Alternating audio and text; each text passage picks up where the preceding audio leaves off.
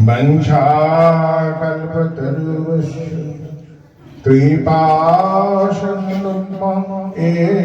च पतितानां पावनेभ्यो वैष्णवेभ्यो नमो नमः। परमानंदतम गुरुवर्गे रहित विवाह भिक्षा करे আজকের এই বহু তিথির সমাহারে আমাদের সকলের আদরণীয় গুরুমণির শুভ আবির্ভাব তিথিকে কেন্দ্র করে আমরা সবাই একত্রিত হয়েছি ভক্ত ভগবানের কিছু কথা শ্রবণ করে নিজেদের আত্মমঙ্গল করণ করার জন্য। যে সকল তিথিগুলো আছে তাদের একটু একটা একটা করে কথা শুনবো। সময়টা সংক্ষিপ্ত, 10 মিনিট সময় দিয়েছেন। তো গুরুমণির যে স্নেহ, শিষ্য বাৎসল্য, কোটি পিতামাতা অপেক্ষা এত করুণা তার, যেটা গুরু ঠাকুরের কাছে পেয়েছিলাম এবং গুরু মহারাজের কৃপাধন্য ছিল ভক্তি কুমুদ প্রভু সেই স্নেহ বাৎসল্যের দ্বারা আমাদেরকে বৃক্ষ তলায় রেখেছেন। আজকে যে গুরুমণিকে পেলাম গুরু ঠাকুরের কৃপায়, আবার গুরু ঠাকুরকে পেলাম আমরা ভক্তি কুমুদ প্রভুর কৃপায়। নাহলে কে জানতো গুরু ঠাকুরকে? তিনি তো গোপন ভাবে ভজন করার জন্য বৃন্দাবনে চলে গিয়েছিলেন, কিন্তু তাকে এই রেমুনা ধামে এনে ভক্তি কুমুদ প্রভু গুরু ঠাকুর নাম দিয়ে আমাদেরকে পোষণ করার জন্য রেখে গেলেন। যারা বিক্ষিপ্ত ভাবে এদিকে ওদিকে ঘুরে বেড়াচ্ছিল, দিকহারা হয়ে, দিশাহারা হয়ে, ভজন পথে ঠিক এগোতে পারছিল না, তাদেরকে একটা পাথেয় করার জন্য এই একটা আশ্রয় আমাদের দিয়ে গেছে। তাই আজকে যে শ্রী পঞ্চমী বিষ্ণুপ্রিয়া দেবীর আবির্ভাব, শ্রী পঞ্চমী বলতে বাগ দেবী সরস্বতী দেবীর আরাধনা। তো সরস্বতী থেকে আমরা কি শিক্ষা পাই? একটা করে শিক্ষা নেব আমরা। আজকে জগতের স্কুল কলেজ বিভিন্ন শিক্ষা প্রতিষ্ঠানে যার আরাধনা হচ্ছে, তো তার থেকে আমরা একটা শিক্ষা নেব, সেই সরস্বতী কি শিক্ষা দিলেন আমাদের। যারা দেখেছেন সরস্বতীর 4টে হাত আছে, চতুর্ভুজ। তিনিও হাতে মালা জপ করছেন, 2 হাতে বীণা, 1 হাতে পুস্তক, 1 হাতে জপের মালা। তো তার আরাধ্যকে তিনি কার আরাধনা করছেন? তাই ভক্তিবিনোদ ঠাকুর আমাদের জানালেন সরস্বতী কৃষ্ণ প্রিয়া, কৃষ্ণ ভক্তি যার হিয়া। তো তিনি কৃষ্ণ ভক্তি জগতে সূত্রপাত করার জন্য আমরা তারও আরাধনা করব। সরস্বতী পূজা কেবল বাইরের জগতের ছেলেমেয়েরা করবে, স্কুল কলেজের শিক্ষক শিক্ষিকারা করবে তা নয়, আমরাও স্টুডেন্ট, এখানেও আমাদের পারমার্থিক শিক্ষা কেন্দ্র, এখানেও আমাদের তার বন্দনা করা উচিত। তাই শ্রীমদ্ ভাগবতে বলেছেন নারায়ণং নমস্কৃত্য নরং চৈব নরোত্তমং দেবীং সরস্বতী ব্যাসং ততো জয় মধুরয়। তো সেখানে তাকে বাদ দেওয়া হয়নি। তাই এখানে আমাদের গুরুবর্গ সংক্ষেপে বললেন শ্রী পঞ্চমী, অর্থাৎ সরস্বতী থেকে এই শিক্ষাটা আমরা নেব। তার হাতে যে বীণা আছে, যারা সঙ্গীত চর্চা করেন তারা ভালো করে জানেন বীণার স্বাদটা তার থাকে। কারণ সঙ্গীত আমাদের জীবনে পাঠেয়। গুরু মহারাজের নীতি যে সংকীর্তনের দ্বারায় তাকে আরাধনা করতে হবে। যে গৌরাঙ্গ ঠাকুর অদ্বৈত আচার্য সেই আরাধনার দ্বারাই তাকে নিয়ে এলেন। তো তিনি দেখাচ্ছেন এই সপ্তসুরে বাঁধা সারা জগৎ, আমরাও সুরের মধ্যে বাঁধা। গুরুবর্গ আমাদের সুর মানে কেবল এই জাগতিক মিউজিক্যাল নয়, সুর মানে ভগবানের কথাটাকে সুন্দরভাবে অনুকীর্তন করা, যে যেভাবে পারেন। তো সেখান থেকে আমরা শিক্ষাটা নেব। এবং বিষ্ণুপ্রিয়া দেবীর থেকে আমরা শিক্ষা পেলাম, আমরা যে সবাই হরিনাম করি, এই সংখ্যা রাখার গুরু হচ্ছেন বিষ্ণুপ্রিয়া দেবী। তিনি 108 মালা করবেন, একটা করে তন্ডুল চাল রাখবেন সংখ্যা। ওইখান থেকে আমরা শিক্ষা পেলাম যে সংখ্যাপূর্বক নাম জলপতি, সংখ্যাপূর্বক নাম করলে নামের প্রতি নিষ্ঠা আসে। অনেকে জগতের লোকেরা বলে মুখে বলো নাম, হাতে করো কাম, সেই নামের দ্বারা কিন্তু নিষ্ঠা আসবে না। নাম কীর্তন করা হবে, কিন্তু নির্বন্ধ সহকারে নাম করলে ইষ্টের প্রতি নিষ্ঠাটা উঠে যায়। তাই এখান থেকে আমরা এই শিক্ষাটা নেব। এবং আজকের দিনে ছিল রঘুনাথ দাস গোস্বামীর তিথি, তো তার থেকে আমরা শিক্ষা নিলাম। তিনি হচ্ছেন জমিদারের পুত্র, তদানীন্তন। তো তিনি সব কিছু ছেড়ে চলে গেলেন, মানে জগতের এই জাগতিক যশ প্রতিষ্ঠা অর্থ এগুলোতে কিছুই নয়, এগুলোর দ্বারাই আমাদের যে পরম শান্তি পাওয়া যাবে না। অস্পরা সম স্ত্রী, ইন্দ্র সম ঐশ্বর্য যার ছিল, তিনি সব ছেড়ে চলে গেলেন গোবিন্দের আরাধনা করার জন্য।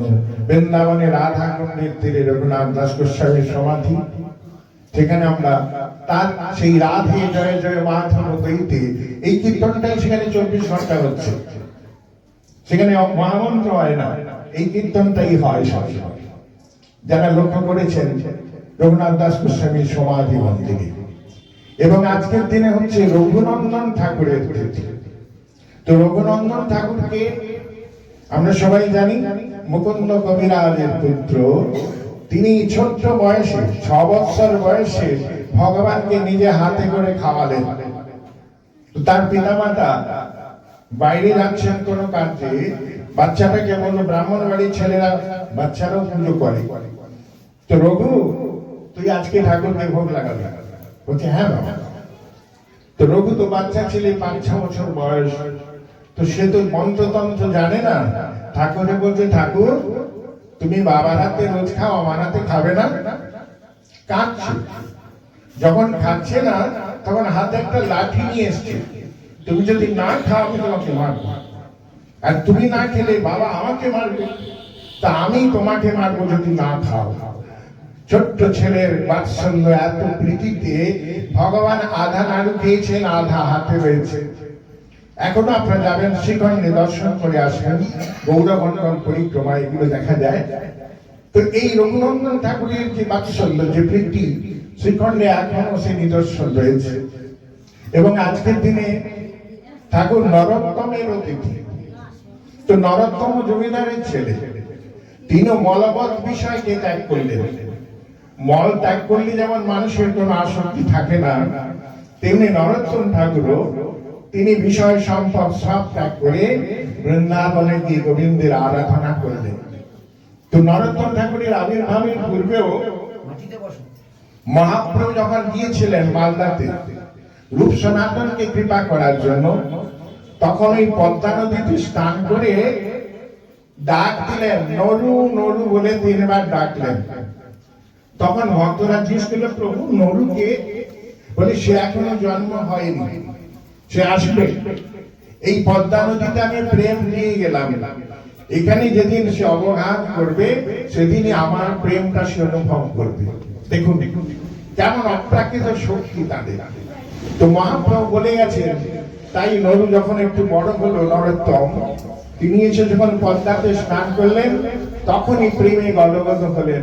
তার মধ্যে অন্তর থেকেই সেই প্রেমের উদ্ভাসিত হলো। পরবর্তীকালে তিনি লোকনাথ গোস্বামী চরণ আশ্রয় করে বৃন্দাবনে, মানে কিরকম তাদের গুরু নিষ্ঠা দেখিয়েছেন। লোকনাথ গোস্বামী বললেন, আমি কোনো শিষ্য করব না। গুরু শিষ্যের কিরকম একটা সম্বন্ধ দেখুন এখানে। এখানে রঘুনাথ দাস মানে নরোত্তম ঠাকুরও বলছেন, আমি আপনাকেই গুরু করব। কিন্তু গুরু শিষ্যের কি দেখে? বাহ্যিক যোগ্যতা দেখে গুরুকে আহ্বান করা যায় না। তিনি তার মলত্যাগ, যেখানে মল ত্যাগ করতেন, বৃন্দাবনে তখন এত মন্দির ছিল না, গাছের তলায় গিয়ে বালি ঢেকে মলত্যাগ করা হতো। তো নরোত্তম ঠাকুর জমিদারের ছেলে, দেখতেও সুন্দর, তিনি গিয়ে নরোত্তম মানে লোকনাথ গোস্বামীর মল পরিষ্কার করছে। হঠাৎ একদিন তার নজরে পড়ল, আরে আরে তুমি কি করছো? বলছে, গুরুদেব আমি তো কাঙাল, আমায় আপনি কৃপা করবেন না। তাই কৃপা পাওয়ার জন্যই তো এটাই পথ, করে পাওয়া। তো আমাকে তো আপনি সেবা দেননি, কি করে আমি কৃপা পাবো? তাই যখন এই রকম তার আরতি দেখলেন, তখন লোকনাথ গোস্বামী তাকে আশ্রয় দিলেন। এই জগতে আজকে আমরা যে গুরু পূজার আয়োজন করেছি, তো গুরুদেবের অন্তরের ভাবটাকে অনুভব করতে হবে, তিনি কি চান। বাহ্যিক অনেক উপচার দিয়ে তাকে উপঢৌকন দিয়ে আমাদের নিজেদের প্রশংসা পাই, কিন্তু প্রকৃত তিনি খুশি হলেন কিনা সেটা আমরা অনেকেই মনে রাখি না বা অনন্তরে অনুভব করি না। তো এখান থেকে আমরা শিক্ষা পেলাম। তারপরে আজকের দিনে আমাদের সেই বিশ্বনাথ চক্রবর্তী যিনি গুরুবাষ্টক রচনা করেছেন, আমরা প্রতিদিন সকালে গাই সংসার লাভন লীন লোক, তারও আজকে দিন। তো তিনি মুর্শিদাবাদ জেলায় আবির্ভূত হয়েছিলেন, কিন্তু পরবর্তীকালে তিনি ভাগবতের টিকাকার হলেন, বৃন্দাবনে গিয়ে অনেক সাধনা করেছেন। এবং আজকের একটা বিশেষ দিন, বৃন্দাবন রূপ গোস্বামীর সেবিত গোবিন্দ দেবের প্রাকট্য উৎসব। আজকের দিনে গোবিন্দদেব প্রকট হয়েছিলেন। বৃন্দাবনে যে আমরা যাই, মন্দিরগুলো দর্শন করি, মেন হচ্ছে 7 দেবালয়, 7টা মন্দির। তো সবাই গৌরীর প্রাণ স্বরূপ। তো গোবিন্দ দেব হচ্ছেন সম্বন্ধের দেবতা। তো ভগবান আমাদের এই খিচড়া গোপীনাথে সবাই যাই, আমরা 3 মূর্তি দর্শন করি, গোবিন্দ, গোপীনাথ, মদন মোহন। কিন্তু কেন এখানে 3 কৃষ্ণ আছেন, এটা কিন্তু অনেকেই আমাদের জানা নেই, বা আমরা জানতে চাইও না, জানিও না। কিন্তু এখান থেকে আমাদের শিক্ষা যে আজকের দিনে বিশেষ করে এটা জানা দরকার। বেদ শাস্ত্র কহে সম্বন্ধ অভিধেয় প্রয়োজন, কৃষ্ণ কৃষ্ণ ভক্তি কৃষ্ণ প্রেম 3 মহাধন। এই 3টে তত্ত্ব আমাদের জানতে হবে। তাই বৈষ্ণবরা 3 ফের মালা কেন পরে, ব্রাহ্মণরা ত্রিদণ্ডী পৈতা কেন পরে, সন্ন্যাসীদের বা ত্রিদণ্ডী সন্ন্যাস কেন হয়, এখানে সবাই 3-এর সমাহার। এখানে এই তত্ত্বই বলা হয়েছে সম্বন্ধ অভিধেয় প্রয়োজন। সম্বন্ধের দেবতা হচ্ছেন গোবিন্দ দেব। আজকে যার প্রাকট্য উৎসব, তিনি প্রকটিত হলেন রূপ গোস্বামী পাদের কাছে। তো রূপ গোস্বামী রচিত গ্রন্থ যত দেখবেন সম্বন্ধের উপরে আধারিত। ভগবানের সঙ্গে যে একটা রিলেশন তৈরি করা, যেমন পিতা মাতার সঙ্গে একটা সম্বন্ধ আছে, ভাই বোন বা পাড়া প্রতিবেশীর সঙ্গে একটা সম্বন্ধ আছে, তেমনি করে ভগবানের সঙ্গে একটা সম্বন্ধ তৈরি করা। তো সেটা বলছেন 4টে ভাবে হবে। কেউ পতি ভাবে ভাবতে পারে, কেউ পুত্র ভাবে ভাবতে পারে, কেউ বন্ধু ভাবে ভাবতে পারে, কেউ বা তাকে বাৎসল্য ভাবেও ভাবতে পারে। এই 4টে রস নিয়ে আমরা তার আরাধনা করতে পারি। যার যে ভাব সেই উত্তম, সকলের ভাবটা তো এক নয়। এটাকে বলছে সম্বন্ধ। অর্থাৎ আমি যে গোবিন্দের আরাধনা করব, তাকে কি রূপে দেখবো, তিনি আমার কে, জেনারেল ভাবে আমাদের জানা দরকার। তিনি হচ্ছেন বিভু, আমরা হচ্ছি অনু। সেই সূত্রে তিনি হলেন প্রভু, আমরা হলাম দাস। এবার তারতম্য অনুসারে রসের পার্থক্য করতে পারে। বিশেষ করে মায়েরা, যাদের মধ্যে বাৎসল্য অধিক থাকে, স্নেহ থাকে, তারা বাৎসল্য ভাবে তাকে সেবা করতে পারেন, পুত্র ভাবে। কেউ আপত্তি ভাবে, কেউ অপিতা ভাবে তার সেবা করতে পারেন। এটা আমরা ওখান থেকে পেলাম। এই হচ্ছে গোবিন্দ দেব। আর মদন মোহন হচ্ছেন অভিধেয়ের দেবতা। সনাতন গোস্বামীর পাশে প্রকটিত হলেন বৃন্দাবনে। তো সেই মদন মোহন বললেন, সনাতন রোজ মাদুকুরি ভিক্ষা করে পোড়া রুটি দিচ্ছ, একটু লবণ দিতে পারো না? দেখুন এই যে প্রীতির ব্যবহারটা এখানে দেখাচ্ছেন, যে ভগবান শুধু পাথরের মূর্তি নয়, তিনিও কথা বলেন, তিনিও চলেন, তিনিও চেয়ে খান। কার কাছে? যার মধ্যে সেই আন্তরিক প্রীতিটা আসে। এই প্রেম প্রীতি মানে আন্তরিকতা দরকার। বাড়িতে যেমন একটা চাকরানিও কাজ করে, বাড়ির ছেলে মেয়েরাও কাজ করে, দুটো কাজ এক নয়। চাকর চাকরানি করে পয়সার বিনিময়ে, তাদের আন্তরিকতা থাকে না। কিন্তু বাড়ির ছেলে মেয়েরা একটা যে ব্লাড জেনারেশন, একটা সম্বন্ধ সূত্রে তারা করে। তাই এই সম্বন্ধটা এই জন্য আমাদের গুরুত্বপূর্ণ, যে আমরা তাকে কোন আসনে বসাবো, পতির আসনে না পুত্রের আসনে, না পিতার আসনে, না বন্ধুর আসনে। যার যে ভাব সেইভাবে তাকে গ্রহণ করবেন। তো মদন মোহন এই জন্য অভিদের দেবতা সেবা। তো সেবা আছে আমাদের 64 প্রকারের, যেটা চৈতন্য মহাপ্রভু আমাদের শেখালেন। বিশ্বের সর্বশ্রেষ্ঠ পণ্ডিত সার্বভৌমাচার্যের কাছে শ্রীমদ্ ভাগবতের একটাই শ্লোক থেকে 64 প্রকার ব্যাখ্যা করলেন। আত্মারামশ্চ মনয় শ্লোকের ব্যাখ্যা বিশ্বের শ্রেষ্ঠ পণ্ডিত সার্বভৌম মাত্র 10 প্রকার ব্যাখ্যা করলেন, আর মহাপ্রভু সেটাকে 64 প্রকার ব্যাখ্যা করলেন। কেন? এখান থেকে তত্ত্ব পাওয়া গেল সেবার অধিকার হচ্ছে 64 অঙ্গের সেবা। তো সেটাকে আমরা দেখতে পাই নবমেধা ভক্তির কথা প্রহ্লাদ মহারাজ বলেছেন। তার সঙ্গে আমাদের জীব গোস্বামী পাদ আরো দুটো যোগ করলেন, একাদশ মেধা ভক্তির অঙ্গ। গুরু সেবা এবং শরণাগতির কথা জীব গোস্বামী পাদ বলেছেন। তো এর থেকে আমরা পেলাম একাদশ মেধা ভক্তি, একাদশ ইন্দ্রিয়ের দ্বারাই যাজন করা যায়, যেটা অম্বরীশ মহারাজ আমাদের শিক্ষা দিয়ে গেছেন। যে তার থেকে আমরা শিক্ষা পাই প্রতিটি ইন্দ্রিয় ভগবানের নিবেদিত করার নাম হচ্ছে অর্পণ বা সমর্পণ। আজকে এই সমর্পণের দিন, গুরুদেবের কাছে নিজেকে আত্মসমর্পণ করা। যতদিন আমরা নিজেকে সমর্পিত না করব, তার পূর্ণ কৃপাটা আমরা পাবো না। তাই এখানে ভগবান শিক্ষা দিচ্ছে যে যথামান প্রবর্তন্তে তাং তথৈব ভজাম্যহম। যে যতটা পারছে নিবেদিত হবে, সে ততটাই তার কৃপা লাভ করবে। এটা আমাদের প্রত্যেকের নিজেদের অনুভবের দরকার। তা আমরা কি পূর্ণ শরণাগত হয়েছি?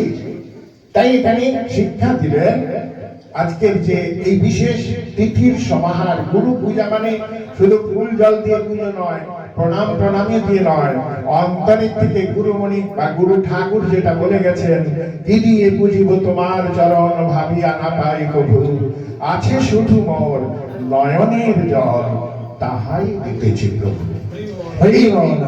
তো এই নয়নের জলটা দিয়ে যেন হৃদয়ের আরতিটা দিয়ে আমরা পুষ্পাঞ্জলি করতে পারি, এটাই ভক্তদের কাছে প্রার্থনা। হিংসা দেশ ভুলে গিয়ে, দেশে ভুলে গিয়ে কে কোন মঠের শিষ্য, কে কার শিষ্য, এটা না দেখে আমরা গুরুমণির কাছে এসেছি। তিনি এটা ভেদ দেখেন না। তোমরা এসেছো, হরিনাম করো, সেবা করো। এই যে অভেদ ভাব, আমাদের যতদিন ভেদ ভাব থাকবে, কে কার শিষ্য, তখন কিন্তু আমরা ভক্তি জগতে পৌঁছতে পারবো না। ভক্তি জগতে হিংসা নেই, দেশ নেই, সেখানে প্রেম, প্রীতি, ভালোবাসা। তাই রাধারানী সবাইকে সেবার সুযোগ দিয়েছেন। তো রাধারানীর এই তিনি হচ্ছেন আমাদের প্রেমের গুরু। কৃষ্ণ যাকে গুরু বলে স্বীকার করেছেন, প্রেম শিক্ষা লাভ করতে গেলে, সেবা শিক্ষা পেতে গেলে আমাদেরকে আরাধয়তীশ রাধা, আরাধনার শিক্ষিকা হলেন রাধারানী। তাই গুরুবর্গ হচ্ছেন সেই রাধার অংশ। তাকে আমরা সেই রাধারানীর মতো দেখবো, তিনি আমাদেরকে সেবা বন্টন করেন। তো কথা তো অনেক, আর সময় নেব না। সবাইকে প্রণাম জানিয়ে, গুরুমণির চরণে পুষ্পাঞ্জলি জানিয়ে এখানে রাখছি। বাঞ্ছা কল্পতরুভ্যশ্চ কৃপা সিন্ধুভ্যৈব পতিতানাং পাবনেভ্যো বৈষ্ণবেভ্যো নমো নমঃ। বৈষ্ণব সঙ্গীতে মন, আনন্দিতে অনুক্ষণ সদা হয় কৃষ্ণ পরশঙ্কী। ডক্টর কেশবানন্দ রায়, তিনি শ্রীপাদ জ্যোতিষেখর ভক্তি শাস্ত্রী ভক্তি প্রভু আমাদের শিক্ষাগুরু পাঠ